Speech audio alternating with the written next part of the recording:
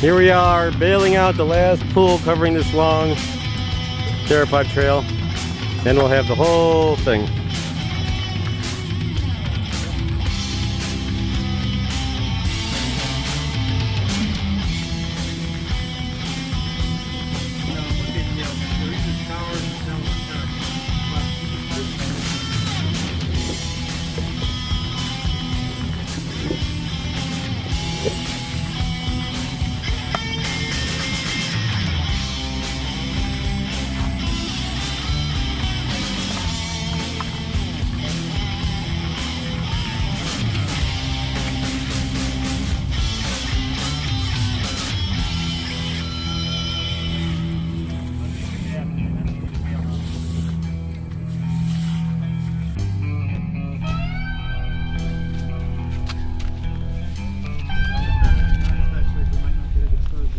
Hello puppies and kittens, we are in the Paluxy River and I'm with paleontologist Glenn Kubin, whose work I've been following for, I want to say, about 20 years. I've read a number of your articles exposing creationist arguments and that sort of thing. And I have to tell a short story about my own childhood that brought me here. When I was 11, I went to church with my grandmother, and the preacher there said that they'd found these human footprints in a riverbed in Texas. He said that they dated back to 6,000 years. And they were walking with dinosaurs. Human tracks walking with dinosaur tracks. And I remember thinking, as an 11-year-old boy, I'm like, okay, is there like one lone group of dinosaurs still walking around in pre-Columbian America and some Native Americans are walking along with it? And then they said, no, this is the sandaled footprint of a human from 6,000 years ago, proving that it was Adam's footprints. And I remember whispering to my grandmother, Grandma, he's lying. Because I know you can't tell who the owner of a moccasin print is just because you see a moccasin print. Yeah, well, it turns out, there's a good explanation for most of those alleged human footprints in the riverbed. In fact, we're going to end at a site where the best ones supposedly occurred, and we'll explain what they actually are. But this trail here is extra special because it goes on for over 160 steps, and we've never had the whole thing completely cleaned before, and we're getting to that point. So it's the longest existing trail in North America as far as we know, dinosaur trail. And it has other interesting features which we'll explain as we go along. That's where it starts. And it's been known as the 2D trail, the Deep Dino trail, the Lone Ranger trail. It's all the same thing. And it's on what they call the Taylor area. The Taylor site proper, where most of the creationists made their claims, is down there about 400 yards. So you can follow the trail along here. And some of them are better than others. This one, the toes are real nice. And where it looks like it has an elongated heel, and there are some dinosaur tracks that have heel impressions, it's actually scouring. These dinosaurs walked on their toes. And here you can see a pretty good one where it's not scoured, and this is the actual footprint. They walk like birds on their toes. These are the 3 toes that go in, and this is a pretty good one too. And so it's left, right, left. And what's interesting about this trail, one of the things, is that every left to right step is longer than the right to left, and it goes on like that over and over again. We're not sure why, whether he's hurt or just has an anatomical defect or something, but it's very interesting, especially with a trail this long that it keeps repeating that pattern. Here again, a long left to right and a much shorter right to left. Okay, now here we had these all cleaned out the other day, and we had that dry, but now they're going on the water. But it looks kind of neat as he's walking along there, and you can see he's sprint under the water. And then maybe we want to walk along the ledge so we don't fall in the water. Yeah. And it curves in several places. You can see it's kind of doing the S shape. Can you see these? Pattern. You can follow along. So we would be looking at an animal that stood about 12 feet tall, at least 30 foot long, I would say. And it's hobbling, in a sense, as it tries to navigate its way through the mud, which is bogging it down. Yeah. But a lot of the other ones will occasionally take a stutter step, but they have a consistently longer left to right than right to left. We haven't seen that before. The dinosaur that probably made this is the Acrocanthosaurus. It's a large allosaur. It had a ridge on the back, but it's much older than T-Rex. It looks similar to a T-Rex, but these rocks are about 111 to 113 million years old, whereas T-Rex is at the end of the Cretaceous, only about 65 million years old. So here we've already got about 50 steps in a row, and let's go it's dry again. And here it's crossing another trail at an angle. This trail is going into the bank. We had this all clean, but you can see the 3 toes. And, So it's not just one set of tracks, there were a number of animals that were kind of meandering about here. yeah, when we get to the Taylor site, there's actually 200 tracks of 3 different dinosaurs walking along there. But here we are back at the long trail. It's a pretty nice one here. And again, some of them are pretty scoured on the rear end, but that's not the print. Where it's smooth here, that's the actual print. That's just a scar back there. So again, this is an interesting track to me, because you see how the toe plunges into the mud? Yeah, often the mud will come back over the toe impressions. We call that mud collapse. Here again, you see a much longer left to right than right to left. It does that over and over again. And so you can see that in a couple of toes, the mud has collapsed back over the toe. When the foot came back out, the mud collapsed back in. And this is what led some people to think that it looked like a vaguely human print. Not these though, but when you get narrow tracks like this, then it does. Yeah. These you would never mistake for human prints, unless the toes are completely blurred, but they're too big for that to normally happen, even when they collapse. Okay, so you can follow the pattern real easily. Again, this is that other trail crossing it right here. We've got a few starting to clean off. Coming closer if you can. I'm going to pan up ahead. You can see it just keeps going and going. There's a scoured area where they fade out, but then they pick up again on the other side. Go clear. Okay, here's like a little even bigger step. Look at how long. And then sometimes they overlap with others. There's other tracks around here we haven't cleaned up, but we're focusing on this real long trail. This one we need to clean out better. Some of them are really deep, almost a foot deep in some cases.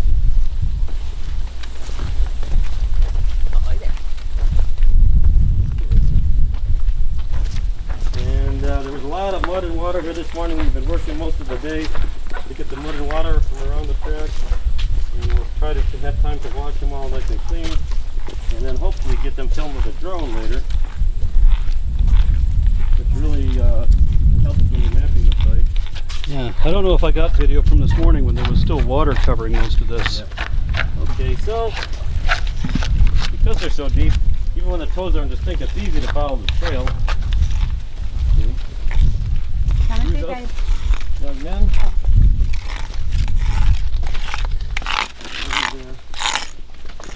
So we're getting into the very heavily scoured area. Some people think, are these tail marks? No, it's just where the river has, you know, the main force of the river is in the middle, so it's making these heavy scours. But even so, there are a few. We should point out that this wasn't a riverbed then.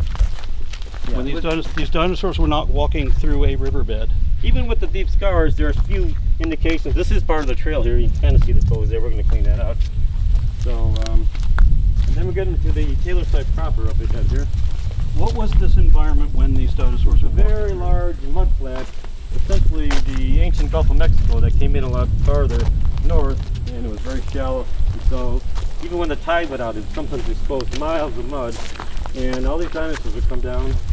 And the question would be, why? Are they all marching around? There's several different types. And then most of them not chasing each other. There's a few trails where the theropods, the big two-legged eaters, are following the big brontosaur, sauropod dinosaurs. But the vast majority, that's not the case. The sauropod trails are usually going, they're parallel, going south, they're probably migrating. Whereas the theropods and other types of tracks like these, probably made by arthropods, they're going in every which direction. So they're not hunting each other. And animals only do a few things. They eat, sleep, and have sex. It's not that different than humans. And they're not eating or having sex here, so I mean, they're not sleeping or having sex here, so they must be eating something. And if it's not each other, it's easy to So at low tide, this was a seafood buffet. right, they have clams, snails, urchins, turtles, fish. We find fossils of, that's what they're eating. There's no point in trying to hunt down some huge animal like a sauropod which could kill you with one swipe of its giant tail when you can feast on all these smaller things. So that's what I think they're doing. And these elongated tracks, and we'll see some good examples here, I think fits in with that idea, because if you're on your toes, which that's how much most dinosaurs walk, like modern dinosaurs known as birds, and you have to get down low to forage or look at something in the mud or shallow water, you have to impress your heels. So I think that's what explains these elongated tracks. And here's the continuation of the trail. Coming out of these scours here, here, and here. And we should have brought something for these. This is where it crosses the most famous alleged human trail called the Taylor Trail here, and there were 3 other trails that they alleged were human.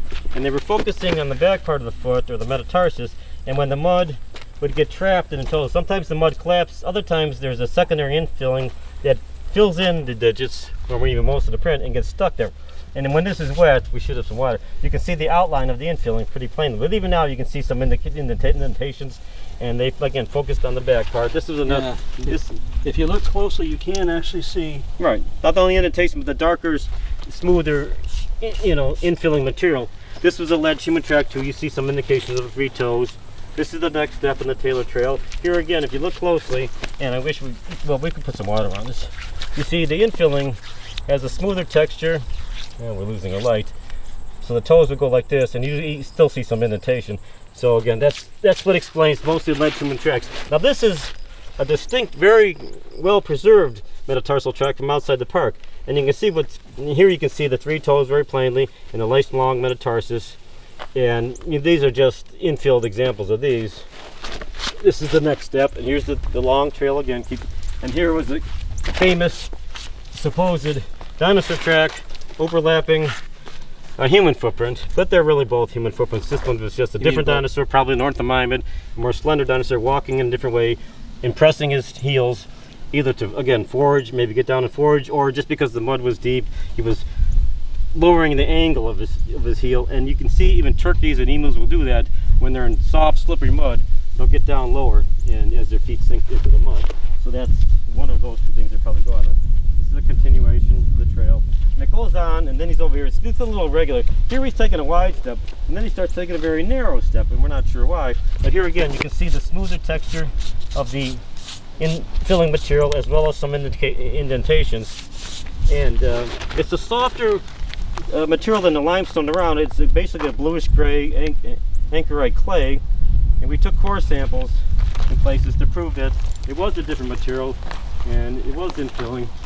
But what's interesting is that because it's iron rich, the infilling material that is, when it starts to oxidize or literally rust, the surface of the track becomes harder than the limestone. So the limestone is eroding around the track, and you're stepping on an example of this right now. If you come and look at it from here, you'll see that there are these infill toes, and it's actually raised up, and really raised up a lot here, because the infilling material has become harder than limestone. So this was a recessed track, and it had matrix raised above it, but the matrix was softer, so that wore away and the track remained. Yeah. Well, it literally, the infilling material is eroding.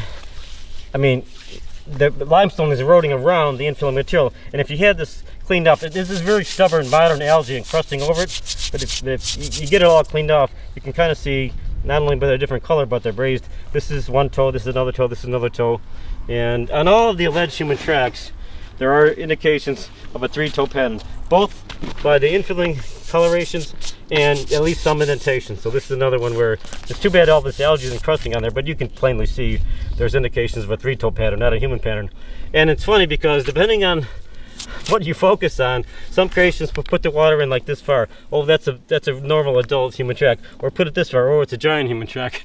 But it's really just a metatarsal or heel impressed dinosaur track, probably from an ornithomimid, because the dinosaur that made most of the big 3-toe tracks here is a predatory one. I think we mentioned Acrocanthosaurus, whereas these, they're narrower. When you see a well-preserved example, the toes are narrower. The metatarsus is longer than a metatarsus on an adult Acrocanthosaurus. So I think this is probably an ornithomimid, which is more slender. They call them ostrich mimics. And even though we haven't found any bones of a ornithomimid in all of Texas, actually, in Oklahoma, in the same age rocks, a foot skeleton was found that matches this exactly. So that kind of helps confirm that's what it is. Now this is interesting because it's another type of track called an ornithomimid, which is a 2-legged plant eater. These guys and the bigger ones are 2-legged meat eaters. This was an ornithomimid. The cast is an probably, we're not sure, but yeah, these are probably made by slender dinosaurs, ornithomimids.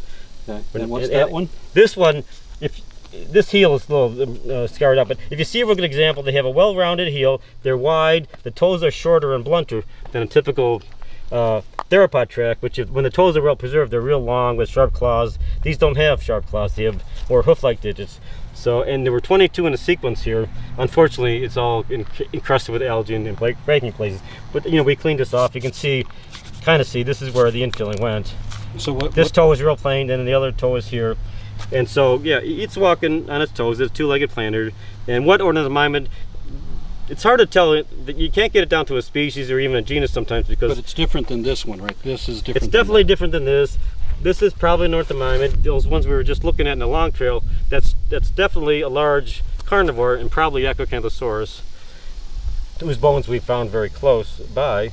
Now, doesn't this cast match one of these tracks pretty closely? Well, yes, it's the same general shape as these, which is why it helped clinch the art. I already had concluded that these were some type of heel-impressed dinosaur tracks, and I was looking for better examples to, and sure enough, there's a site outside the park where the whole trail of these things, and some of them which are this well preserved. There's no question, these are just infill examples of these things where when you see these, I have pictures from years ago with the infillings really well cleaned, it just jumps out at you. It almost looks like they're painted on. That's what some of the creations suggested. Well, you just, artificially stain them or something. No, because it's not only the colorations of the infilling. You have, in almost all cases, some indentation. You have a smoother texture, and we took the core samples at the margin of the infilling and the surrounding limestone, and you can see that line going down under the surface. So there's no question it's infilling, not superficial stains. Before we started recording, we were talking about some of the comments that we'd read on the news sites about this, about people thinking that these dinosaurs were so heavy that their footprints are somehow going through rock. Well, other people saying, judging by the picture, this looks like soft sand.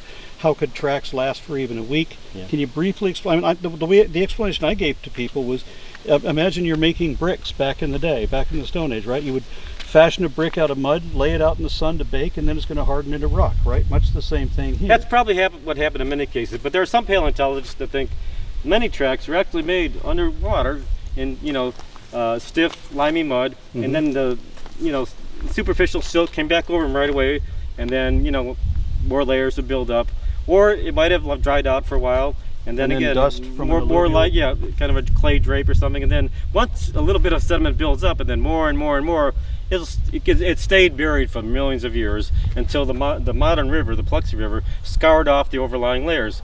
And that happened about 100 years ago or a little more. There was a big flood in 1908, and that's what uncovered many of these tracks.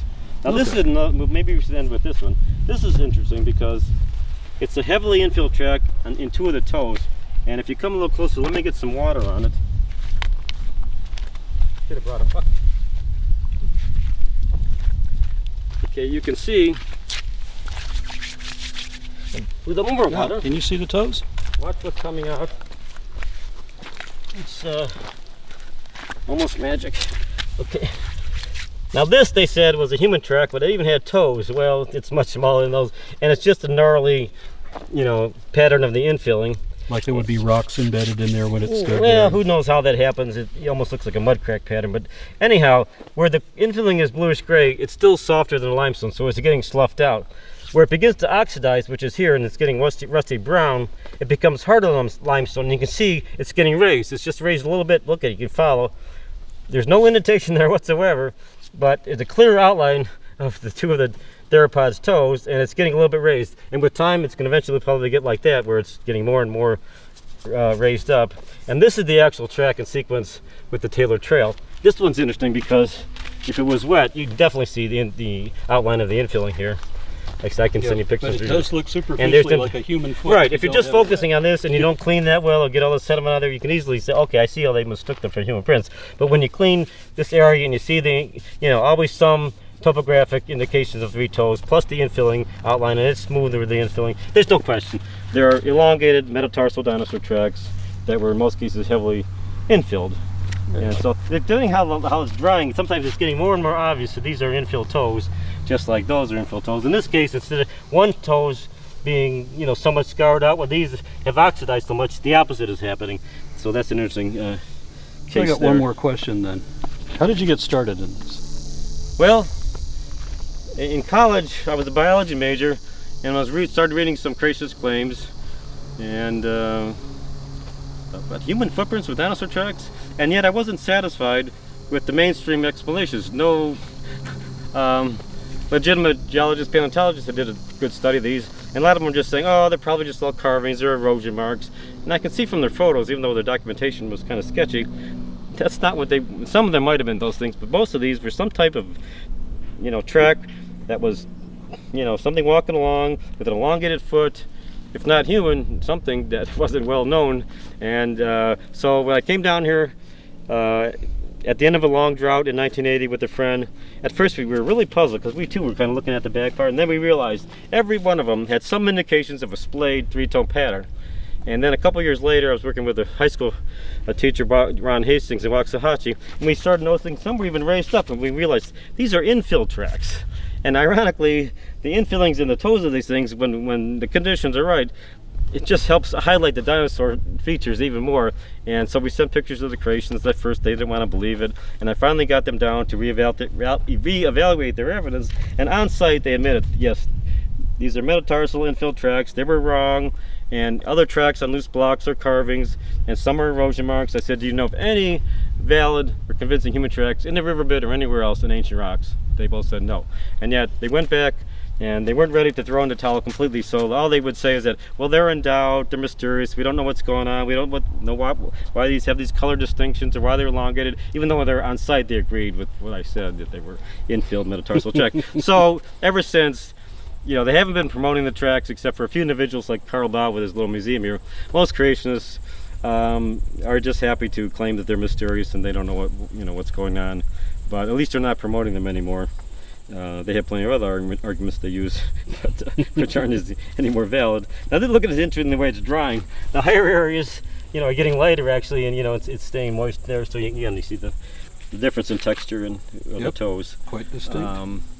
So once I started refuting their claims, I thought, man, there's all kinds of other fascinating tracks and features here that nobody's studying, and so I got hooked on it, and I've been doing it ever since. I'd come down once or twice a year usually, and met my ex-wife right here. She came down with the church group. I don't think she'll mind me telling this story, to see the man tracks, and I was standing with her arguing with their leader, and he thought he knew everything about him because he stopped at Bow's museum here. And she stood over here and she said, I think I found one. I said, I think you found what? She said, another human track. I said, well, that's just nothing. It's a vague mark. And then she was smirking, and I knew. And she later confessed she did that just to get me to come over and talk to her. And we started working together ever since. We got married. And she came down the other day, even though we got divorced. She's a wonderful woman. She was helping us work on the tracks. And I want her to come down and see it when it's all done. The creationists did have this all cleaned off, the whole long trail, in the year 2000, but they just snapped a few pictures, and they said they mapped it, but I can see there's a lot of inaccuracies on their map, so we're going to try and get the whole thing well mapped. We've done sections in the past, but we never had the whole thing clean and dry enough to precisely map and get drone footage. Now there's actually over 200 tracks right in this area, and if there wasn't all this algae and crumbling material here, it would be just spectacular, and I can send you photos of what it looked like when it was just gorgeous. And we had it sometimes under a couple inches of water, but when it was still and clear, it almost looks like there wasn't any water, and these features are just jumping out at you. There was a whole trail of infilled metatarsal tracks that went all the way from the bank to this bank, and the creationists didn't see that, but again, they didn't understand the infilling or look for tracks that didn't have indentations. And most of them were so heavily infilled, they were pretty much flush, but some had just perfect toes and even claws. And again, you would have to see in the pictures. That trail goes across right here. That's one, and these you can kind of see some of the infilling. See the toes there? Yep. And these core samples here were taken by ICR, the Institute for Creation Research, but we took smaller core samples right at the margin of the infilling. If you come down here, okay, again, here you can see pretty clearly this is the smoother texture and the bluish gray color of the infilling of one of their human tracks. And yeah, one of the reputed human tracks that this one has here, 3 toes. I forgot to mention, again, one of the human tracks overlapping the dinosaur track, and I think I've seen photographs. We took one of our core samples right here, so we can get it at the boundary of the two, and we could see the infilling line going under the surface. And we also analyzed the composition. It's a totally different material. It's finer grain, has more iron in it, different microfossils. So there's no doubt it's the infilling of the original tracks. And this one, years ago, to be fair, there wasn't nearly as much indentation. But when you clean, even then, when you clean it well, the outline of the infilling is very obvious. But this is their classic human track overlapping a dinosaur track. They're just two different types of dinosaur tracks. So. All right. And then over here, the last thing maybe I should mention, there were actually 3 other trails, and this was supposedly another trail of human tracks. Which again, they were focused on this, but it too has good indications of a 3-toe pattern. This was called the Turnage Trail. The one I've been looking at there, that's the famous Taylor Trail, named after Stanley Taylor, who did the movie Footprints in Stone here in 1970, which promoted the human tracks, and it was shown to many churches and schools. And the son of Stan Taylor's son, when he came down here in 1985 along with ICR, he did say, yes, we obviously made mistakes, these are not human tracks, and he pulled the movie from circulation right away. But both his organization and ICR, they really didn't throw in the towel completely. They said, these are in strong doubt, we're not sure exactly what they are, but they knew what they were. Yeah. Or at least they knew they weren't human. So that's pretty much the story. Thank you so much. All right, thank you enormously.